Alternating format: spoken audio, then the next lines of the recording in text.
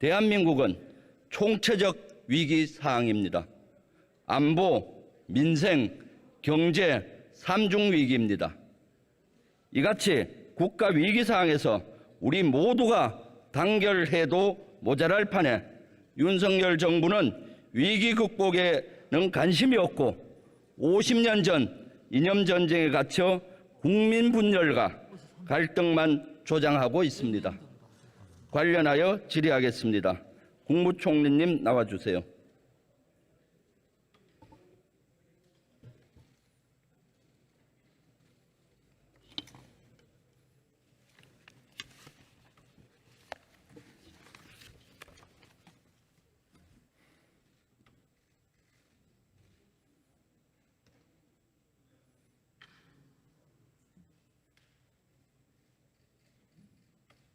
네, 총리님, 지난 8월 29일 날 한미일 훈련이 있었던 거 알고 계시죠?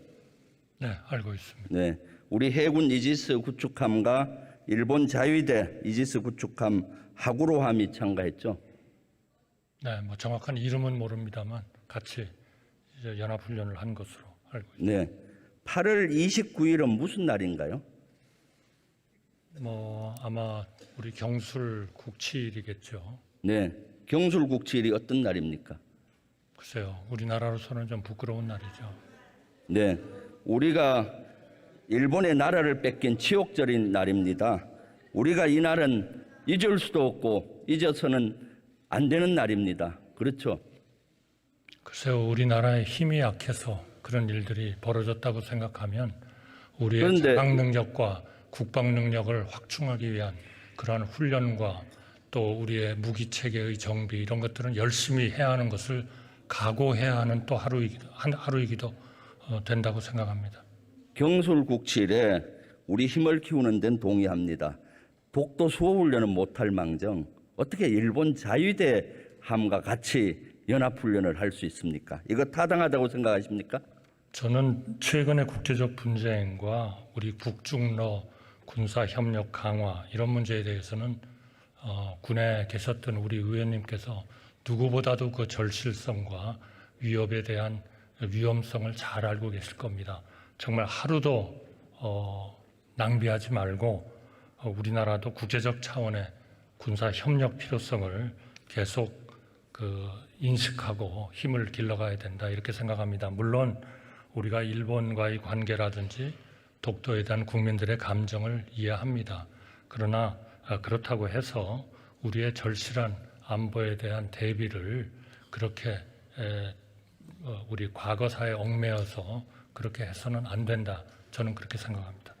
총리님, 이것만이 아닙니다. 지난 2월 22일 날 또 한미일 훈련을 했어요. 동해에서 일본과 우리 해군이. 2월 22일은 일본이 독도가 자기 땅이라고 주장하면서 정한 다케시마 날입니다. 마치 다케시마 날을 축하하듯이 우리 해군과 일본 자유함이 동해에서 훈련을 해서 그 당시 국민적 공분이 있었던 거 알고 계시죠? 의원님께서 독도를 일본의 영토라고 추호도 생각하지 않는 것과 마찬가지로 우리 국민 5,200만 모든 국민과 전 국회의원님과 모든 국무위원들은 독도를 일본의 땅이라고 생각하지 않습니다. 이 연합훈련과 독도가 우리의 땅임이 확실한 그러한 데에 대한 의지와는 저는 너무 의식하고 그리고 우리가 해야 할 힘을 기르는 일을 소홀히 해서는 안 된다 그렇게 생각합니다. 원래 일본과 3번 훈련했는데 2번이 이런 역사적인 날입니다. 역사적 배경과 특정적인 이런 일을 알고서 한 겁니까? 모르고 한 겁니까? 도대체? 저는 군사훈련이라는 거를 누구보다도 예비역 육군 대장까지 지내셨던 의원님께서 잘 아시리라고 생각합니다.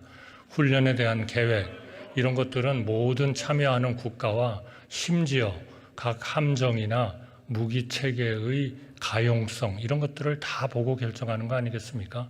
그러니까 무엇을 우선순위에 둘 거냐 하는 것입니다. 우리 과거에 아팠던 과거를 우선순위에 둘 것이냐, 우리의 안보, 우리의 자각력, 우리의 국방력의 향상 이것을 우위에 둘 것이냐 하는 것은 의원님께서 누구보다도 더 잘하시리라고 생각합니다. 왜 해필 그날 합니까? 본 의원이 군사력 강화를 반대하는 거 아니잖아요. 부모님 기일날 저녁에 회식합니까? 의원님 잘 아시잖아요. 총리님 다음 넘어가시죠. 오늘이 순직한 해병대 최상병의 49제가 있는 날입니다. 오전에 49제가 했다고 합니다. 구명조끼 한 장만 입었어도 살릴 수 있었는데 너무나 황망합니다. 그래서 지난번에 제가 장례식장 가서 군 출신으로서 또 국방위 간사로서 유가족께 죄송하다는 말밖에 나오지 않더라고요. 군에 자식을 보낸 우리 부모들은 너무나 불안해하고 있습니다. 총리님, 유가족이나 국민들께 한마디 하십시오. 물론 우리 의원님께서도 그 장례식장 내지는 그 조문을 하셨으리라고 저도 생각합니다만 저도 그 조문을 표하기 위해서 갔었습니다. 그리고 대통령께서는 이 최상병에 대한 그러한 국가에 대한 공헌과 그리고 우리 국가로서 모든 최선의 예우를 다 해야 한다 이렇게 담화문과 유사한 그러한 입장을 밝히셨습니다. 그리고 해병대 모든 분들 그리고 우리 국방부 장관을 비롯해서 모든 분들이 다 가서 조문을 하고 우리 최상병의 그 국가를 위한 그러한 그 사망에 대해서 다 애도하고 가슴 아프게 생각을 했습니다. 저도 물론 그렇게 생각하고 있습니다. 네, 최상병 순직 사건을 진실을 밝히는 수사가 철두철미하게 했어야 되는데 이것이 또 국민의 명령이기도 하죠. 그런데 갑자기 이것이 집단 항명 사건으로 둔갑해 버렸습니다. 이 사안에 대해서 총리님은 보고를 받으셨습니까? 어땠습니까? 뉴스를 보고 알았습니까? 네, 저도 구두 보고를 받았습니다. 네? 구두 보고를 받았습니다. 구두 보고를 받으셨습니까? 이 사건은 7월 30일까지는 수사가 잘 됐는데 7월 30일 날 장관께 보고를 했습니다. 그때부터 꼬이기 시작했어요. 30일 날 총리님도 보고 받았습니까? 구두 보고 받았습니다. 받았습니까? 네. 그리고 31일이 가장 결정적인 날이에요. 대통령실에 수석 비서관 회의를 대통령이 주관했고 이때 박대령의 증언에 의하면은 대통령이 노발대발하고 장관께 전화했다. 이런 사항도 공유를 받으셨죠?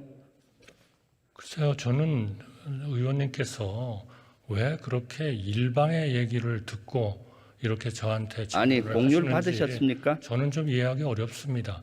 우리 군의 체계라는 것은 의원님께서 누구보다도 잘 아시지 않습니까? 상명하복의 엄격한 기틀 위에서 국가의 안보를 지키고 또 우리 군인들의 생명을 지키는 그러한 엄격한 군 아닙니까?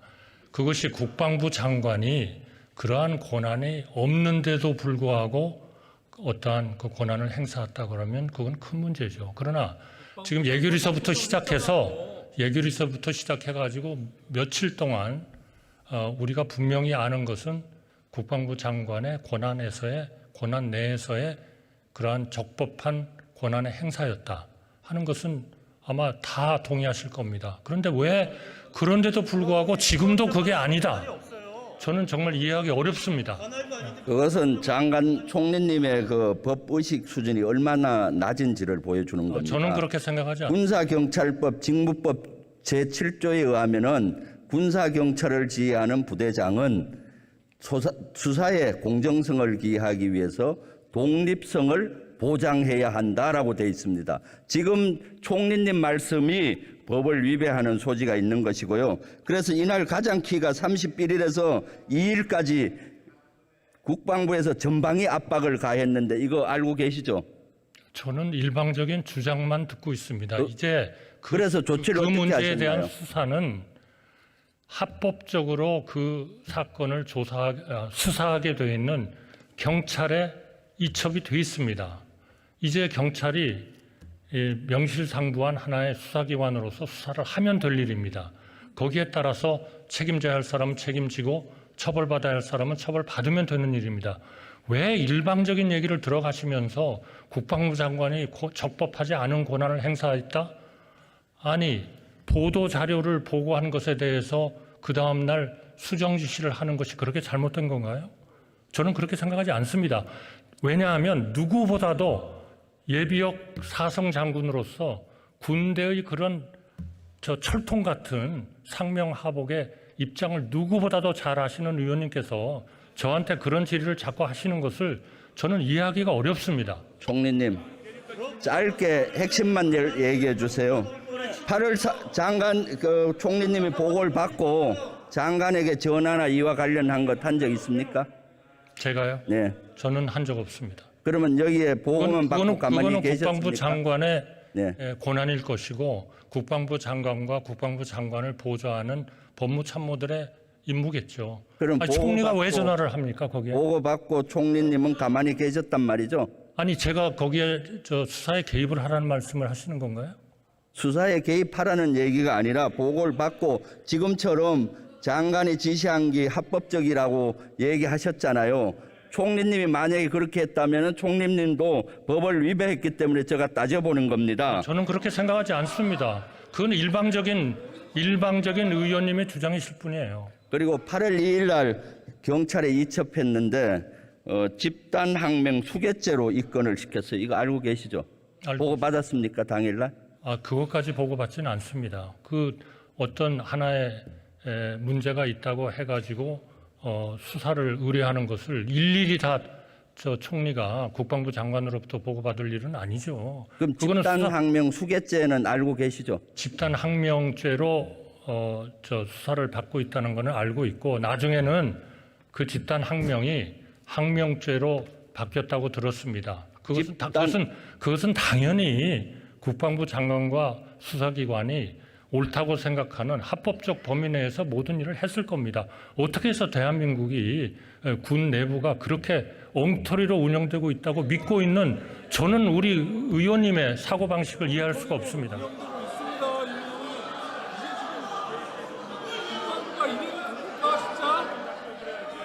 조용히 하세요.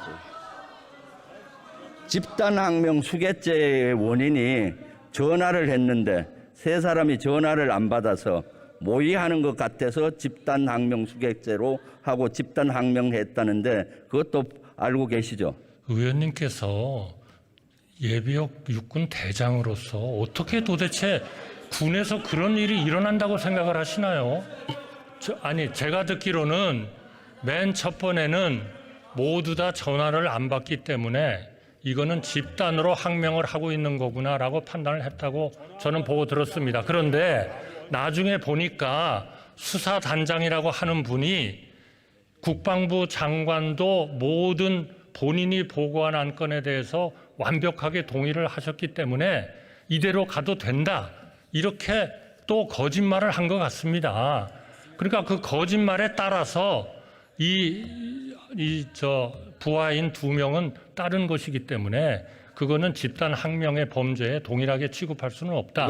이렇게 생각을 하고 집단 항명에서 항명으로 바꾼 것으로 저는 그렇게 보고를 받았습니다. 이 사건으로 국방부 장관이 경질된다고 언론에 나오던데 사실입니까? 글쎄요. 그런 것을 조사도 되지 않은 상태에서 그런 조치를 할 수 있는지는 저는 제가 그러한 데에 대해서 일종의 의견을 내야 하는 그런 입장에서 보면 저는 그런 것은 지금은 적절치 않다. 또 그 문제에 대해서 제가 언급하는 것도 적절치 않다 이렇게 생각합니다. 이미 후임자 3명을 인사검증하고 있다고 들었습니다. 자, 총리님은 여기에 대해서 어떤 정보도 없습니까? 저는 말씀드릴 상황이 아니라고 말씀드리고 있는 겁니다. 그럼 총리님은 여기에 패싱되고 있습니까? 패싱이 되는지 안 되는지에 대해서 제가 의원님께 동의를 하거나 또는 반대를 해야 할 이유는 없다고 생각합니다. 말씀드리지 않겠습니다. 본 의원이 판단하기에 국방부 장관이 대통령 책임을 전부 떠안고 본인이 모든 걸 했다라고 지금 하는 것으로 보여요. 이 사항에서 경질한다면은 토사구팽되는 거죠, 실제. 그런 걸 잘 염두에 두시고 저는 장관을 경질할 것 같으면은 총리도 스스로 이런 총체적인 위기를 지고 사퇴해야 된다고 생각을 합니다. 총리님, 후쿠시마 오염수 지금 방류하고 있는데 직격탄을 받고 있는 것이 누군지 아십니까? 가장 직격탄을 받는 당연히 백만 수산인들이죠. 어느 누가 지금 그 문제를 과학적으로 지금 의원님께서 만약 위험하다고 하신다면 위험하다는 그 주장을 누가 믿겠습니까? 대한민국에서. 가장 직격탄을 받는 것은 해군입니다. 해군은 글쎄요. 바다의 물을 먹고 있는 거 아시죠? 바다의 물 먹고 있는 거 아십니까? 모릅니까? 아니 그 물은 다 정수가 될 거고요. 그리고 바닷물이 위험하지 않다는 거는 지금 조사가 매일매일 나오고 있는데 어떻게 해서 의원님께서 그렇게 말씀을 하세요? 해군은 조수기를 이용을 해서 바닷물에 짠물을 제거해서 청수를 만들어서 사용을 해요. 네, 저도 그런데 조수기는 방사능을 거를 수가 없습니다. 도대체 그래서 그 물을 먹게 되면은 방사능이 오염된다면은 방사능 그걸 그대로 먹게 되는 겁니다. 알고 있습니까? 아니 우리나라 해역에서 이번에 방류와 관련해서 200곳에서 검사를 하겠다고 하고 매일 하지는 못하겠습니다만 계속 검사를 하고 있고 심지어 일본 해역의 바깥에 공해에 가서도 지금 검사를 할 그런 계획을 세우고 있는데 어떻게 해서 도대체 해군이 방사능에 오염된 물을 먹는다. 이건 정말 대한민국 5,200만 누가 들어서 정말 이걸 이해할 수 있겠습니까? 그럼에도 불구하고 총리님, 해군이 방사능 측정 장비를 아직 한 대도 가지고 있지 않은 거 알고 있습니까? 군함에 필요하시다면 앞으로 그거는 그 장비를 갖추도록 본 의원이 해드려야죠. 작년부터 노래를 불렀어요. 해드려야죠. 그래서 이번에 5대가 10월에 배치가 돼요. 5대 갖고는 턱없이 부족합니다. 지금 총리님이 계속 오염수 안전하다, 또 국민의힘에서 안전하다 하니까 해군의 안전마저도 등한시하는 거 아닙니까? 의원님, 아닙니다. 방사능 측정 장비는 해군에 의원님. 꼭 필요한 겁니다.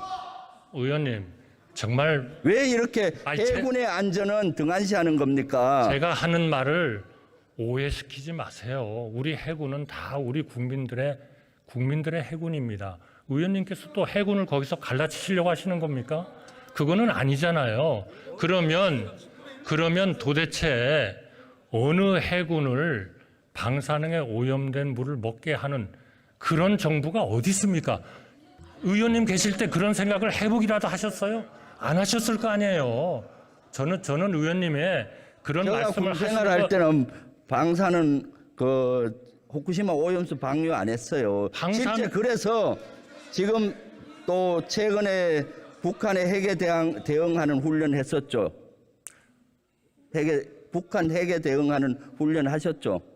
글쎄요, 저는 뭐 군사 전략에 대해서 아니 민방위 훈련도 했잖아요. 아 그렇죠. 예, 총리님 민방위는 했습니다. 주관하에 민방위는 대비하는 민방위 훈련을 하지 않았습니까? 저는 지금 군사 훈련을 말씀하신 줄 알고 설마 군사 비밀을 저보고 지금 누설하라고 하시는 줄 알고 제가 지금 깜짝 놀란 겁니다. 네. 무슨 민방위 훈련 이번에 방송에 대대적으로 핵 대비해서 했다는데 그것이 무슨 군사 기밀 누설입니까? 아니 제가 지금 의원님의 질문을 군대에서 이번에 핵 대응 훈련을 했느냐 그런 걸로 제가 알고 의원님께서 그런 질문을 하실 리가 없다. 제가 이렇게 생각하고 깜짝 놀란 겁니다. 끝까지 얘기를 듣고 하세요. 지레 짐작하시지 말고. 북한의 핵에 대응해서도 해군에는 핵 측정 장비가 필요해요. 군함에 그거 빨리 예비비 투입해서라도 해줘야 된다고 생각하는데 어떻게 생각하세요? 네, 필요하다면 그렇게 하겠습니다. 네.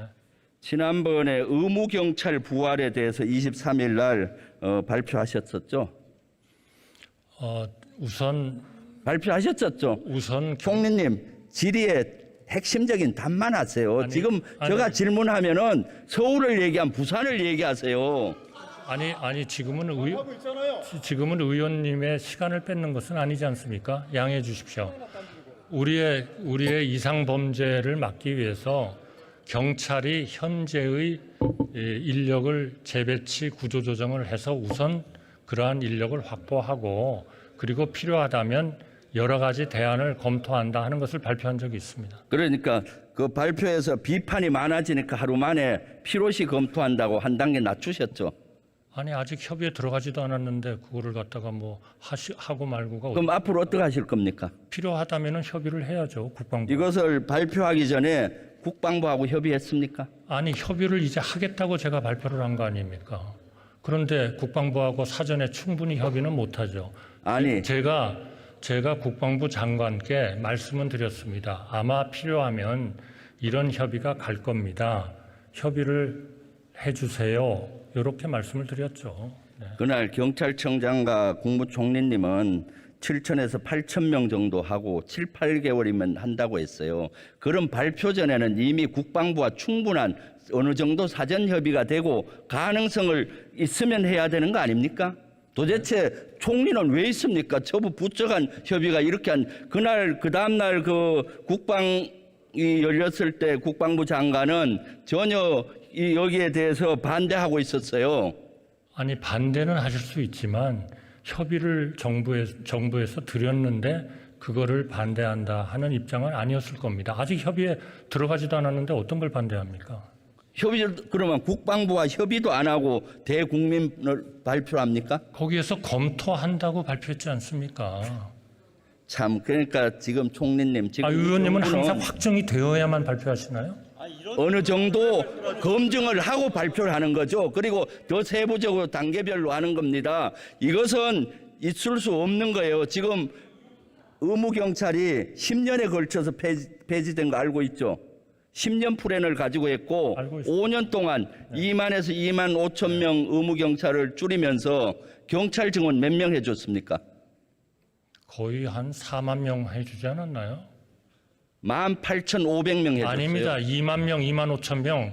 저 문재인 대통령 저 시절에 두 번에 걸쳐서 증언했어요. 18,500명이요. 그러니까 이런 걸 정확히 검증하시고 검토하고 해야 되는데 저희가 검토한 바에 의하면 2만 명, 2만 5천 명 증언을 했다고 저희는 보고받았습니다. 그래서 이것은 실효성이 전혀 없습니다. 지금 인구가 절감되고 하니까 이것은 무효화해야 된다고 생각해요. 지금 윤석열 정부의 장점이 무효화를 잘 하잖아요. 문제 생기면은 졸속으로 추진하다가 문제 생기면 무효화하고 있는데 이걸 무효화해 주시고 협의도 안 한 거를 뭐를 무효화를 하고. 그다음에 홍범도 장군과 관련돼서 질의하겠습니다. 총리님 홍범도 장군 흉상 철거 계획 보고 받으셨죠? 저는 그 문제에 대해서는 여러 번 제가 말씀드렸습니다만은 이거는 육사의 정체성. 아니 보고 받았습니까? 안 받았습니까? 비추어 봤을 때 이거는 육사가 결정하는 것이 맞다. 그렇게 생각합니다. 보고 받으셨습니까? 안 육사가 받으셨습니까? 결정하면 되는데 총리가 꼭 보고를 받는다는 것을 의원님께 보고를 드려야 되나요? 그럼 총리는 보고도 안 받고 그럼 지난번에 여기서 예결위에서 검토한다고 말씀하셨습니까? 어떤 검토죠? 흉상 철거라든가 또는 홍범도함 명칭 변경도 검토한다라고 말씀하셨잖아요. 정확히 말씀드리면 육사에서 그 흉상의 위치를 재조정하는 것은 홍범도 장군의 독립에 대한 기여도는 충분히 온 국민이 이해하고 존경하면서 다만 육사의 정체성으로 봤을 때 그 장소가 적절하냐 하는 문제가 있기 때문에 그 문제는 이전을 검토한다 그랬고요. 홍범도 함은 제가 처음에 국방부가 검토할 거라고 그랬습니다. 그런데 물으시는 의원님이 자꾸 총리는 어떻게 생각하느냐 하고 말씀을 하셔서 제가 국방부 차관이 답변을 하도록 하는 것도 가로막으면서 총리의 의견을 얘기해라. 그래서 제 개인적인 의견처럼 말씀을 드린 겁니다. 저는 홍범도 장군의 그러한 흉상을 육사의 정체성 때문에 문제가 된다면 그러면 북한하고 전쟁을 해야 되는 그런 차원에서 보면 이것도 검토해야 되는 거 아니냐 이렇게 말씀을 드린 겁니다. 그러니까 그 문제에 대해서는 앞으로 국방부가 해군하고 여러 분야의 의견을 들어보면서 결정을 하면 되는 일입니다. 제가 그때 어떻게 얘기했느냐 하는 것이 그렇게 중요한 일입니까? 아니 중요하죠. 제가 필요하면 검토할 수 있다라고 말씀드렸잖아요. 총리님은 내각을 대표하잖아요. 총리님 한마디의 무게는 태산처럼 무겁습니다. 그런데 어떻게 예결위 의결장에서 개인의 의견이라고 저한테 검토한다고 개인의 하십니까? 의견을 얘기하라고 질문하시는 의원님이 계속 푸시를 하셨잖아요. 제가 맨 첫 번에는 국방부에서 필요하다면 검토할 사항이다. 그렇게 말씀드렸더니 그럼 총리 의견은 뭐냐. 그래서 제가 그러면은 국방부 차관으로 하여금 답변 드리겠습니다. 그거 안 된다. 저 총리의 의견은 뭐냐. 그래서 제가 개인적인 의견으로 말씀드리는 겁니다. 육사가 그렇다면 홍범도 함도 필요하다면 검토해야 되는 거 아니냐. 그렇게 말씀드렸던 거예요. 총리님, 어떻게 총리님은 윤석열 대통령 닮아갑니까? 두 분 다 유태이탈법이에요. 지금 이렇게 국민적인 논란이 되면은 대통령께서 나서서 이걸 교통정리하시고, 대통령을 못하면은 총리님이 교통정리하셔야 되는데, 이렇게 국민적인 혼란을 가지고 오고 육사와 같이 순수한 학교, 순수학문을 연구하고 순수군인을 만들어야 되는데, 이렇게 정쟁의 소용돌이 속으로 몰아가 되겠습니까? 총리님이 해도 너무합니다. 그런데 다음 주제 넘어가시죠. 이것도 마찬가지입니다. 지금 윤석열 정부는 저는 졸속 정부, 백지화 정부라고 생각해요. 초등학교 연령도 5세로 낮추겠다고 졸속으로 주장하다가 문제되니까 백지화했어요. 양평 고속도로 윤석열 대통령 처가 땅이라고 의혹이 되게 되니까 백지화했고, 그러니까 이번 것도 홍범도 장군 건도 실제로 졸속으로 지금 검토되고 있어요. 이것은 지난달 25일 날 국방위에서 본의원이 제시하고 문제 제기하고 장관이 인정함으로써 이것이 큰 이슈가 됐습니다. 그러니까 이것을 백지화 잘하잖아요. 그러니까 백지화 잘하는 정부니까 이번에 백지화의 어떤 능력을 좀 보여주세요, 총리님. 네? 제발. 좋은 충고를 해주셔서 감사합니다. 총리님, 지금 100년이 된 것이 있습니다. 관동 대학살. 이거 정부 입장이 뭡니까? 저희는 그동안에 여러 번 이 관동 대학살에 대해서 진상 조사를 하자고 일본 측에 얘기를 했고, 올해에도 그렇게 문제를 제기하고 있습니다. 아니, 일본에 이제는 100년이 됐는데 일본의 사과를 정식으로 요구하고 또 그 당시 희생자들을 추모해야 된다고 생각하는데 어떻게 생각하십니까? 저는 궁극적으로는 그런 쪽으로 우리가 노력을 해나가야 된다고 생각합니다. 네, 지금이야말로 위기 사항인데 지금 총리님 답변을 들어보면은 윤석열 정부는 위기 의식이 없는 것이 위기입니다. 저는 이 위기 돌파를 하기 위해서는 인적 쇄신밖에 길이 없다고 봐요. 총리를 비롯해서 온 내각이 총사퇴해야 된다고 생각하는데 총리님 어떻게 생각하십니까? 저는 그렇게 생각하지 않습니다. 아, 그러세요? 네. 그러면은 총리님이라도 솔선수범 보여서 사퇴를 깨끗이 하는 용단이 필요할 것 같아요. 어떻게 생각하십니까? 의원님의 말씀을 듣고 제가 사퇴를 할 수는 없다고 생각합니다. 총리님 들어가 주십시오. 깊게 한번 생각해 보시고요. 생각할 의도가 전혀 없습니다.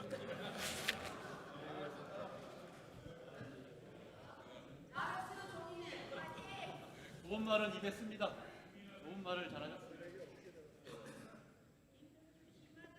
질문이 초등학교 반상회입니다. 국민 여러분, 윤석열 정부는 현재 진영 논리에 갇혀서 위기 극복을 제대로 못하고 있습니다. 공산주의 전체주의 망령을 쫓고 있는데 어서 빨리 깨어나십시오. 지금 윤석열 정부야말로 국민 분열 윤석열식 전체주의고 검찰식 전체주의입니다. 제발 박수하십시오.